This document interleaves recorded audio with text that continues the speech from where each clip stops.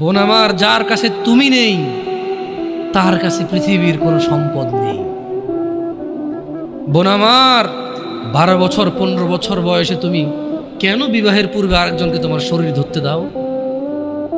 আর যুবক ভাই আমার, কি বলিস কি তুই? এই পৃথিবী আর পৃথিবীতে যা আছে এর চেয়ে মূল্যবান হচ্ছে এই মেয়েটা।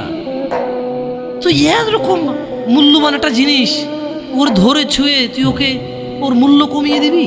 এত বড় জুলুম ওর প্রতি তোর! তুই আল্লাহকে ভয় করিস না তাই বলে এতটা